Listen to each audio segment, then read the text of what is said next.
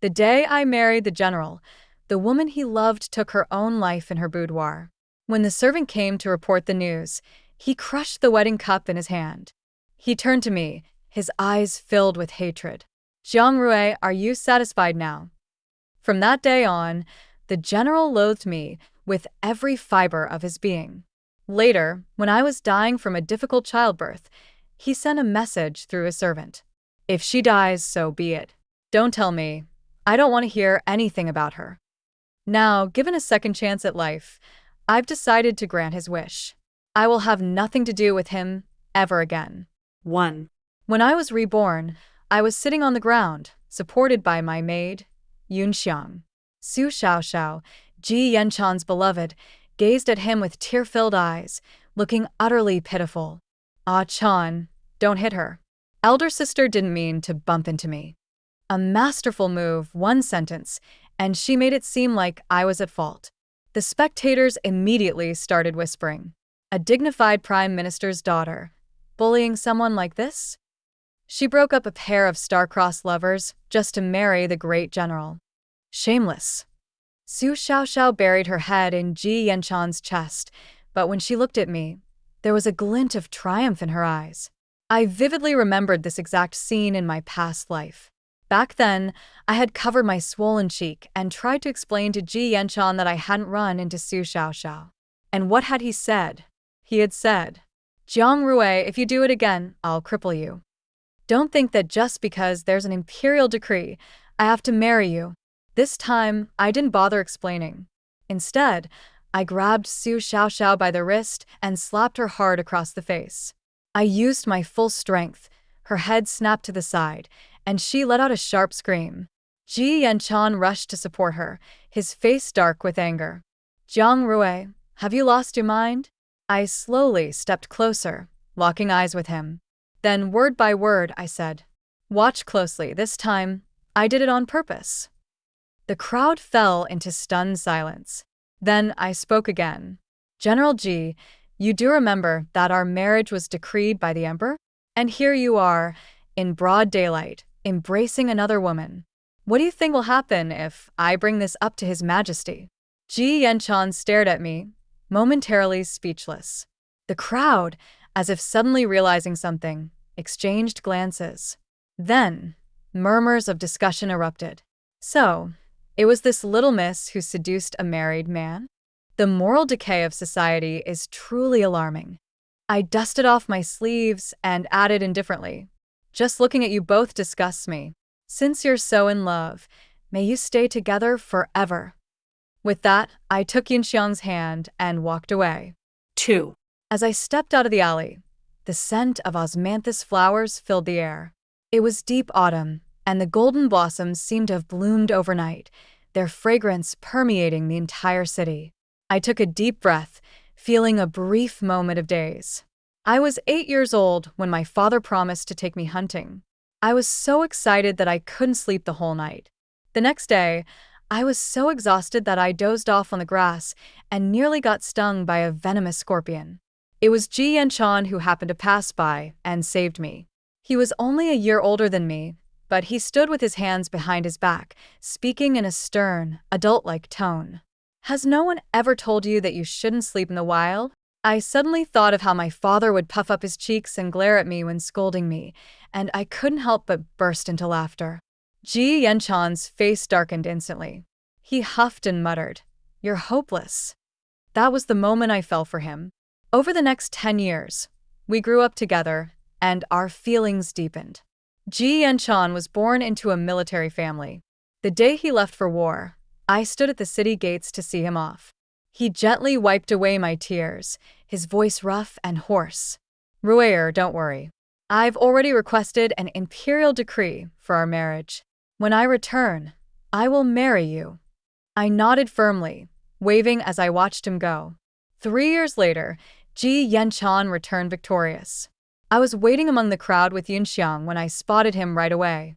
He sat tall on his warhorse, his sharp features chiseled like a sculpture. But as he rode closer, I saw that he wasn't alone. Seated in front of him was a delicate, soft woman, Su Xiaoxiao. At that moment, my heart clenched into a tight, suffocating knot. Miss, let's go home. I'll make you your favorite osmanthus cakes, Yunxiang said, following my gaze and assuming I was just craving sweets. I snapped out of my daze and smiled at her. All right.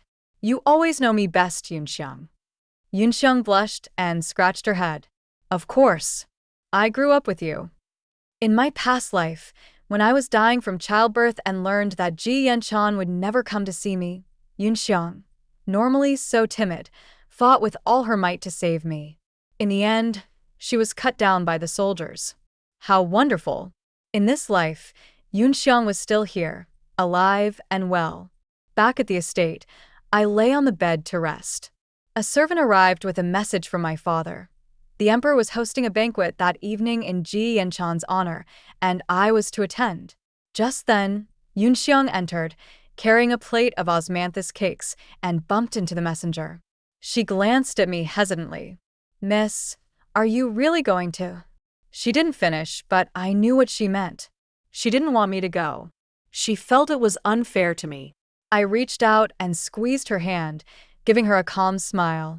The emperor invited me. Of course, I must go. Don't worry, your miss won't suffer any losses. 3. Seeing that I showed no unusual expression, Yunxiang continued to serve me sweet osmanthus cakes. The door creaked open. Hearing the sound, Yunxiang turned to look. The moment she saw who it was, her face immediately fell. It was Ji Yanchen. She bristled like an angry rooster, hands on her hips, ready to argue with him. Yunxiang had always been sharp-tongued, and now that she saw me being wronged, how could she let it slide? Within just a few sentences, Ji Yanchen's expression shifted multiple times. Seeing that Yunxiang had said enough, I gave her a glance. She huffed and stomped out of the room. I took a sip of tea. General, what brings you here? Ji Yanchen sat down across from me, as if he were at home. If you hadn't struck Xiao Xiao first, I wouldn't have treated you like that. His voice had softened a little, with a trace of guilt hidden in his tone. In my past life, he had let Su Xiaoxiao humiliate me in the bustling streets, only to later say a few soft words like he was doing now, and I foolishly believed that he still loved me. Even when I forced him to fulfill the imperial decree and marry me before all the officials of the court, I failed to see the contempt in his eyes. And in the end, when Su Xiaoxiao took her own life, his hatred for me became absolute. It was only at the moment of my death that I finally understood. Ji Yanchen's heart was made of stone. It could never be warmed. This time, I wouldn't be so foolish again. I took another sip of tea and sneered. General, I don't care about you and Su Xiaoxiao. Since your heart already belongs to someone else, I will request an imperial decree tonight at the banquet to annul our engagement. Ji Yanchen was stunned. That's not what I meant. I stared directly at him. Then what do you mean? Didn't you come here today to break off the engagement? He clearly hadn't expected me to say out loud what was on his mind, and for a moment, he was at a loss for words. Since he remained silent, I took it as confirmation. After a long pause, Ji Yanchen finally spoke slowly. You seem different from before. I had died once. Of course, I was different. I had no interest in listening to his nonsense any longer. I stood up, making it clear he was no longer welcome. It's late, and I need to get dressed. General, please see yourself out. Ji Yanchen let out a faint hum of acknowledgement. He seemed a little downcast, and as he stood up, he even stumbled over a stool. I didn't even spare him a glance. Instead, I called for Yunxiang. Tell the servants, no irrelevant people are to be let in from now on. Just as Ji Yanchen stepped out of the room, his back visibly tensed at my words. 4. After Ji Yanchen left, Yunxiang came in to help me bathe and change. That evening, I rode in a carriage with my father to the palace. Inside the grand hall, exquisite dishes were laid out. The emperor, seated high above, exuded an air of authority without needing to speak. Pleased with Ji Yanchen's recent military victory, the emperor asked if I had any requests. I glanced at Ji Yanchen. He was already looking at me, disbelief in his eyes. I rose to my feet and spoke, enunciating each word clearly. I wish to break off the engagement, Your Majesty. The hall erupted in murmurs. How dare she? The rumors in the streets must be true. But really, a man of status having multiple wives and concubines is perfectly normal. Someone shook his head in resignation. The Prime Minister's daughter must be out of her mind. Ji Yanchen sat beside me, his handsome face turning an alarming shade of red. His eyes burned with rage. He never expected that I would publicly dissolve the engagement. The emperor then called him forward. General Ji, what do you think? Ji Yanchen walked to the center of the hall, knelt down, and clenched his jaw before answering. Your subject agrees. The emperor contemplated for a moment before speaking in a solemn tone. This matter will be discussed further at a later date. I knew the emperor would eventually grant my request. After all, marrying the prime minister's daughter wasn't necessarily beneficial for a battle-hardened general like Ji Yanchen. After the banquet, my father was summoned to the imperial study for a private discussion. I walked down the wide palace path. The night was dark, and the wind was strong. Yunxiang pulled my cloak tighter around me. Suddenly, I heard footsteps behind me.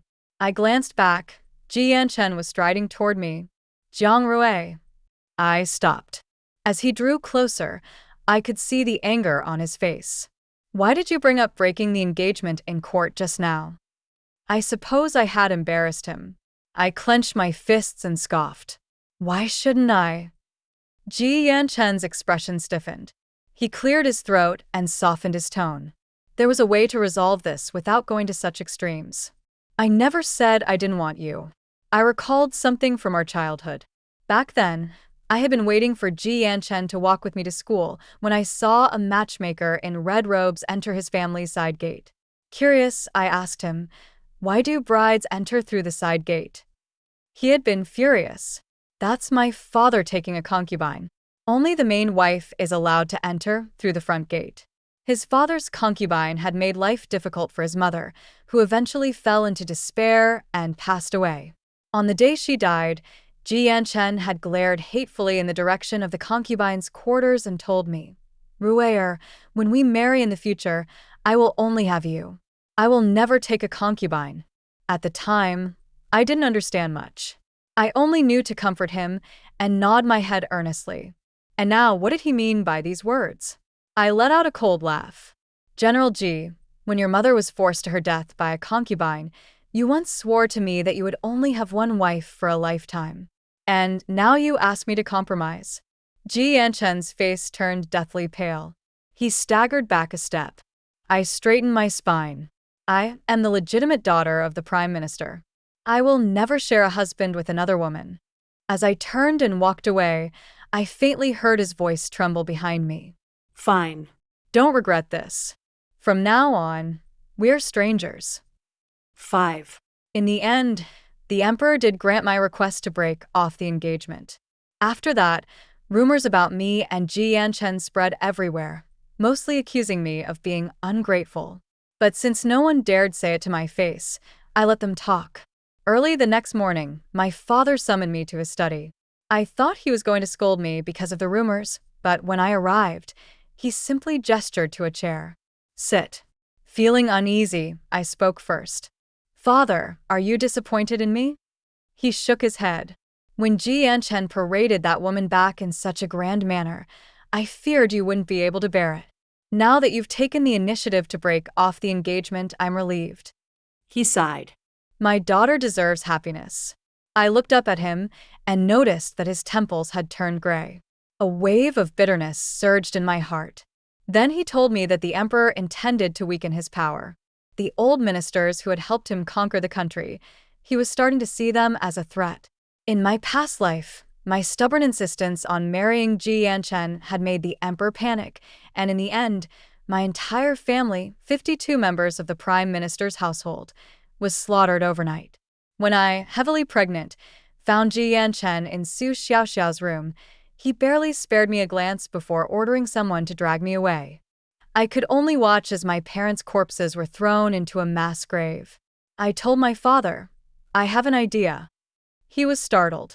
Let's hear it. I suggested that he agree to all of the emperor's demands on the surface to put him at ease. The rest I would handle. Father had seen too much in his lifetime to be easily shaken. He stroked his beard and said, "Good. My daughter has grown up." I tilted my head and smiled at him. He patted my head, just like when I was a child. After a while, he sighed. "The only pity is that if I retire to the countryside, your marriage prospects may suffer. In this life, I only wanted to stay by my parents' side. I don't need a husband or riches. I just want to be with you and Mother forever." He muttered, "Nonsense," but his face was full of warmth. Leaving his study, I gathered a few servants and headed out. The carriage stopped at a quiet corner of the street, and I stepped down. Even in a sparsely populated alley, some people still recognized me, their whispers reaching my ears. "Look, isn't that the Prime Minister's daughter? I heard she was publicly abandoned. Why doesn't she look heartbroken? Of course she's holding it in during the day. Who knows if she cries alone at night?" One of my servants rolled up his sleeves, ready to confront them. Then, from a nearby tea house, a voice interjected, "Who says the Prime Minister's daughter should be heartbroken?" From what I see, it was General G who failed her. The onlookers were surprised and fell silent. I turned toward the voice and saw a man dressed in black, his long hair flowing as he stood tall with a folded fan in hand, gazing into the distance. "Sir, would you like some tea?" the shopkeeper called out.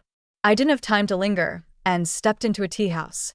My mother's family had been prominent merchants in Jiangnan, but when they moved to the capital with my father, they concealed their status to avoid ridicule. Now that the emperor had begun to act, it was only a matter of time before my father retired. To secure our future, I needed to accumulate wealth. After scouting the area, I purchased several nearby shops. The shopkeepers, puzzled by my decision, hesitated before quickly taking the money and leaving as if afraid I'd change my mind. This wasn't a bustling market and business was poor. They had been desperate to sell. But I saw potential. My mother's family had been in this business for centuries, growing from a mere street vendor into a major trade house through sincerity and dedication. I believed that true quality would always find its audience. Besides, I had another reason. When we left the capital, we wouldn't be able to take everyone from the Prime Minister's residence. These shops could provide for them. When I returned home, I dedicated myself to studying tea under my mother's guidance. In my past life, I had obsessed over Ji Yanchen, desperate for his attention. Now, I no longer cared. All I wanted was to earn money and travel freely. After much effort, I finally grasped the intricacies of tea making. On the day my shop opened, I displayed Jiangnan's finest tea, Chui Luo, along the street for passers-by to sample. Its refreshing sweetness quickly won favor, and soon, business flourished. Seizing the momentum, I leased nearby land to grow tea. Just over a month later, the rumors about me and Ji Yanchen seemed to vanish overnight. People no longer whispered behind my back. Instead, they sought me out for tea. That evening, when I returned home, my parents were already waiting in my room. "Ruer," my father said, sipping tea, "there's been a drought in Long County for over a month. The emperor is sending me to oversee relief efforts." I couldn't say why, but my heart thudded uneasily. My mother patted my hand. "Once your father returns, he will resign, and we'll leave for Jiangnan together." I thought for a moment. In a few months, once my tea business was stable, I could step away. "Father, please take care of yourself. Don't worry about us, we'll be fine." He nodded with a smile, then turned to my mother with pride. "Our daughter has truly grown up. I never imagined that this would almost be the last time I saw him alive." 6. The weather was clear that day, so I went to the countryside estate to check on the harvest. But halfway there, a sudden downpour forced me to take shelter in a nearby tea house. Just as I took a sip of hot tea, I heard voices downstairs. Looking through the railing, I could see clearly. A young servant was kneeling on the ground, wailing incessantly. "Master, it was my fault. I drank and messed up the task. Please have mercy." As he spoke, he clenched his fist and struck himself hard in the face. Just watching it made me wince. The young master, his back facing me, set down his teacup and chuckled. "I told you to capture Miss Yi, yet you lost her? What else are you good for? He was smiling as he spoke, but his voice sent a chill down my spine. I deserve to die. I'll go find her right away. The young master kicked him aside. Get lost. I shook my head, clearly a frivolous young lord. Perhaps my gaze had been too intense, for he suddenly turned his head and looked up at me. Our eyes met, and I froze for a moment. I had thought Ji Yanchen was already an exceptional beauty, but this man, with his striking features, was even more handsome. Have you seen enough? His tone was casual, as if we were old friends exchanging greetings. I choked for a moment before stammering. Sorry. He turned and left. I thought that would be the last time I'd see him, only to unexpectedly run into him again at the countryside estate. Sunlight filtered through the lush tea trees, casting a beautiful arc. The air was filled with the rich fragrance of tea. I was plucking a leaf for inspection when someone suddenly emerged from the tea plantation. He wore a dark robe, the hem fluttering gently in the breeze, like a deity descending from the heavens. I took a closer look. Tisip, unlucky. Wasn't this that frivolous young lord? I was about to call someone to drive him away when a hurried maid explained. Miss, this is Shinemo from the Tea and Horse Bureau. He was sent here for an inspection. I frowned. Just a mere official from the Tea and Horse Bureau? Why should I fear him? Then the maid muttered. It's strange, though. He was originally the Crown Prince's tutor. Why was he sent to do this? Realization dawned on me. Despite my father's many concessions, the emperor still didn't trust him and had sent someone to keep watch. I wasn't sure if this was true, but I needed to stay alert. Just then, Shin Emo gestured for me to come over. He rolled up his sleeve, revealing a fresh wound on his arm. Do you have anything to stop the bleeding? The cut was likely from the tea plants, with tiny droplets of blood seeping out. For a scholar to be doing this kind of work, it was indeed a challenge for him. I called for medicine and carefully applied it to his wound. But my hand trembled, and the medicinal powder spilled all over him. He raised an eyebrow, amusement flickering in his eyes. With courage like this, how did you manage to run a tea business so well? I suspected he was mocking me. Not willing to back down, I retorted, I was just flustered because you're too good-looking, not because I'm timid. For a moment, the air turned deathly silent. After a pause, Shanemo said, You're quite straightforward. I couldn't tell if he was praising me or insulting me, so I just focused on finishing his treatment. Once the medicine was applied, Shanemo lowered his sleeve and strolled around the estate with me before finally leaving. 7. After that, I often saw Shanemo at the tea shop. Whenever I was busy, he would sit at a guest table, sipping tea. Sometimes he even brought candied fruits and snacks. I always thanked him in person, then handed everything over to the servants. The memory of him ordering his servant to capture a woman so ruthlessly made me wary. This man was unpredictable. Leaving the tea shop one day, I saw Ji Yanchen walking out of another shop with Su Xiaoxiao. I'd heard she had already moved into the general's manor. Her outfit was extravagantly luxurious, making her look every bit like a general's wife.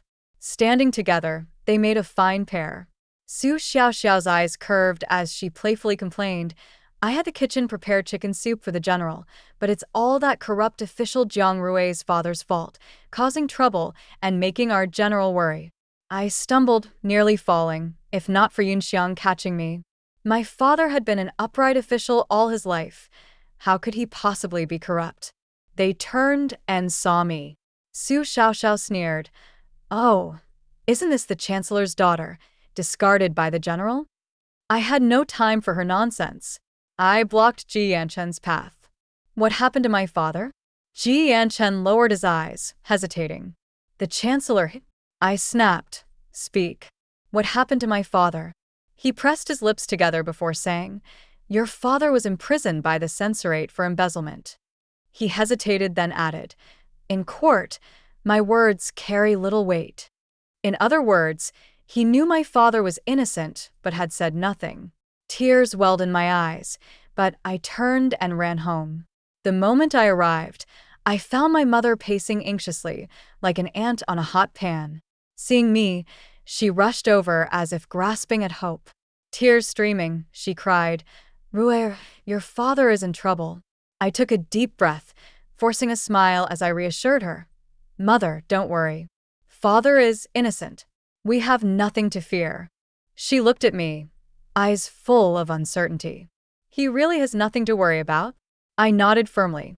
Seeing my conviction, my mother finally calmed down. I glanced at her maid, who was quick-witted enough to help her back to her room to rest. In truth, I had no idea who was behind this. Was it the emperor or someone else? And I had no idea if my father could survive this. Ji Yanchen sent people to ask if I needed his help. I refused outright. If he truly wanted to help, why hadn't he spoken up in court? The servant I sent to investigate returned, reporting that Long County was suffering a severe drought. The emperor was furious because disaster relief funds had been delayed, which led to my father's imprisonment. But my father wasn't in charge of those funds. After much thought, I realized this was the emperor's way of making an example, warning the old ministers who had helped him seize power that this kingdom was his alone. I couldn't let my father die in vain.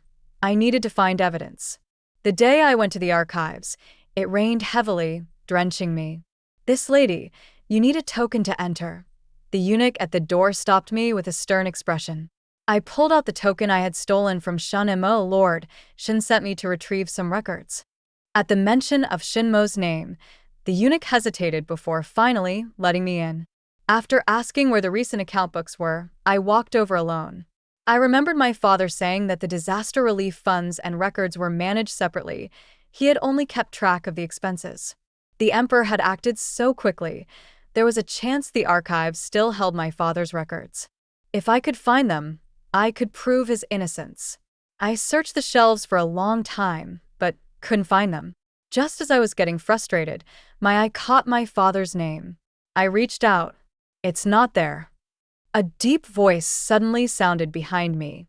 Startled, my heart nearly leaped out of my chest. I recognized that voice. Shen-mo. He stepped closer, his shadow looming over me. The warmth of his body seeped through our clothes, making me momentarily forget to step away. "So my token ended up in the hands of a little thief," he said, his voice gentle, yet it sent a chill down my spine. I had been caught red-handed, and for a moment, I was at a loss for words. Silence filled the air. Shen-mo leaned in close to my ear and whispered, "Don't panic. That's not why I'm here today." He quietly handed me the account book. Shocked, I looked up and met his gaze, which held a hint of amusement. "Aren't you going to take it?" There was no time to wonder why he was helping me. I had to focus on rescuing my father. "Thank you." Braving the heavy rain, I delivered the evidence to the residence of the Vice Minister of the Court of Judicial Review. Uncle Xia had once been my father's student. My father had always admired his abilities and had intended to promote him. Of course, Uncle Xia had risen step by step through his own efforts as well. When he saw me at his door, he immediately opened it to welcome me inside. "Uncle, my father's exoneration depends entirely on you," I said, kneeling and bowing deeply to him.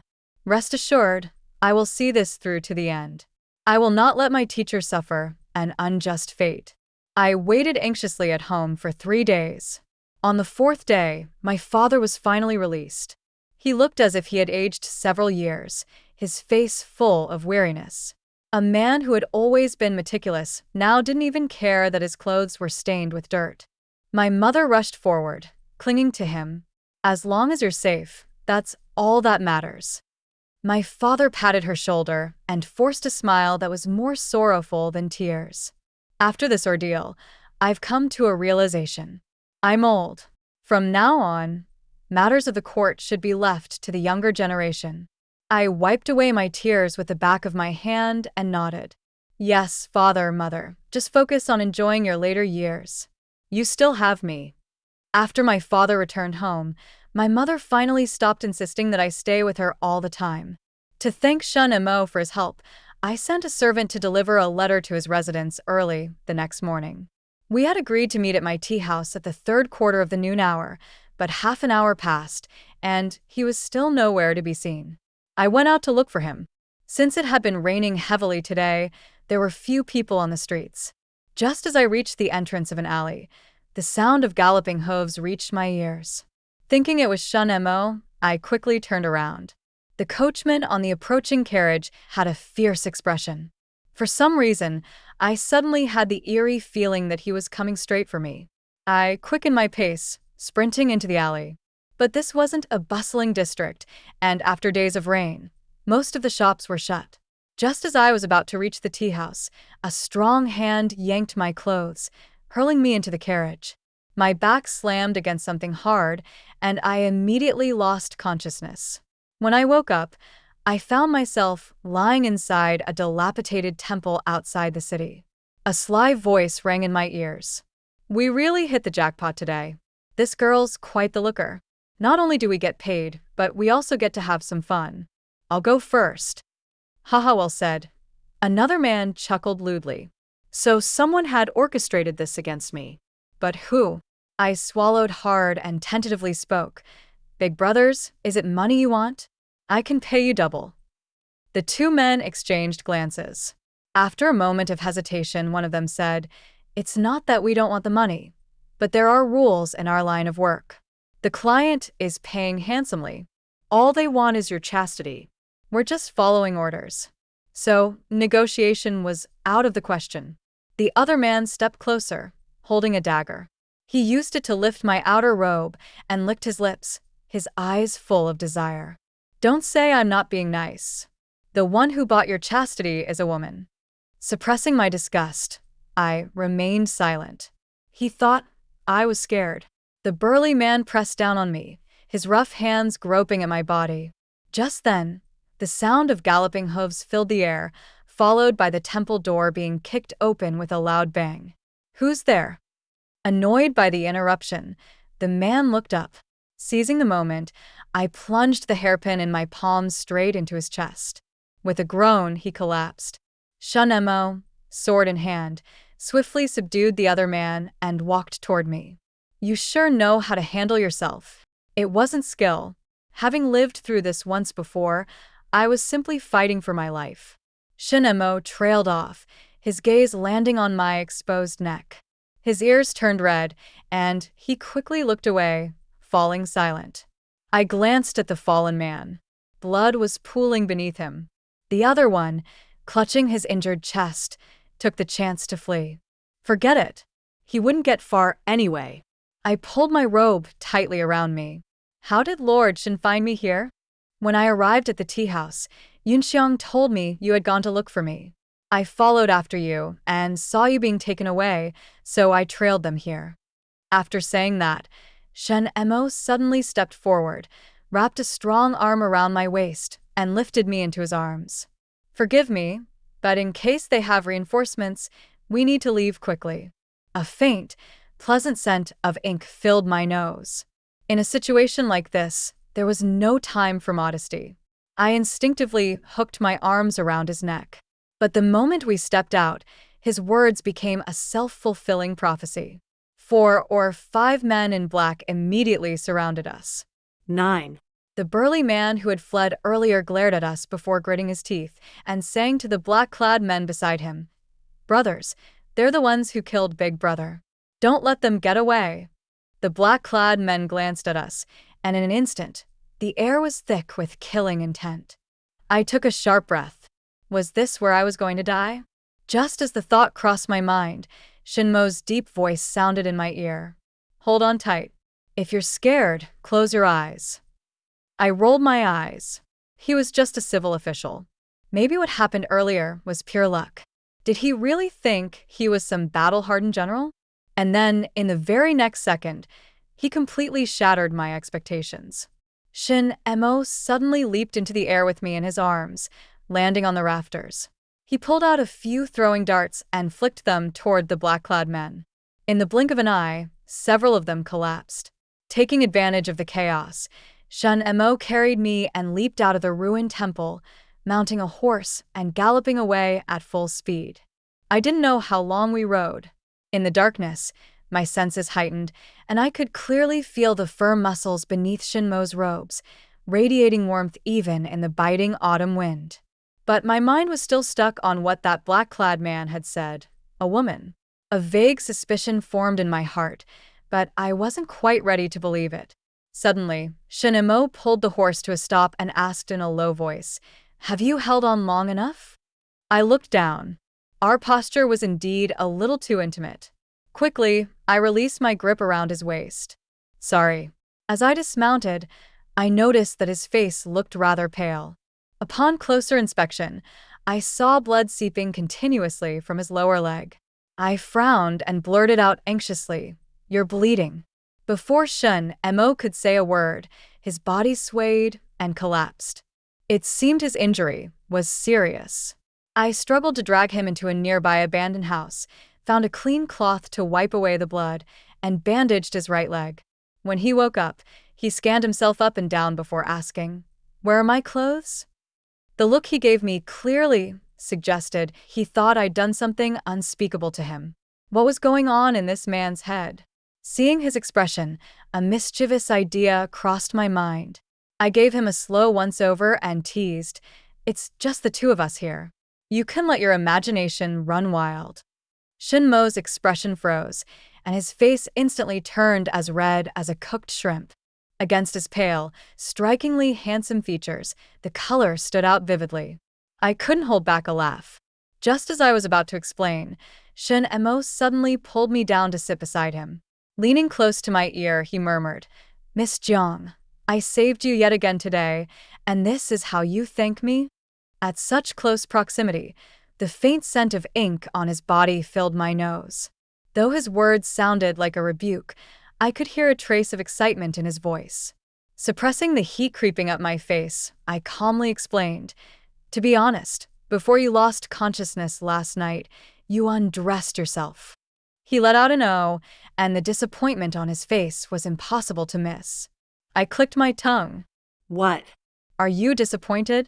Shun Mo replied coolly, "If I just lay here motionless and you felt nothing, isn't that my failure?" Just then, a stomach growled loudly. We locked eyes. "I'll go find some food." With his injured leg, the task naturally fell to me. The house provided shelter, but it was in a deserted area. Shinmo's injury meant we might have to stay here for a while.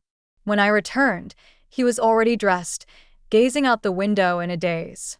Seeing me enter, he lifted his head and took one look at the handful of wild fruits I was carrying. "I'm injured, and this is all you brought me?"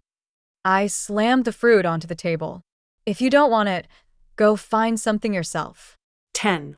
Shin Mo wisely chose to remain silent. As night fell, the dilapidated hut had only one simple bed. Wanting him to rest well, I let him have it.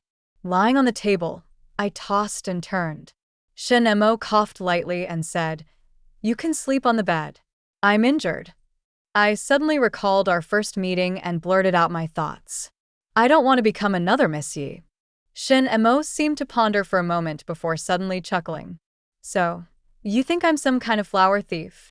I remained silent, but he soon explained with a helpless smile. "Miss Yi is my student.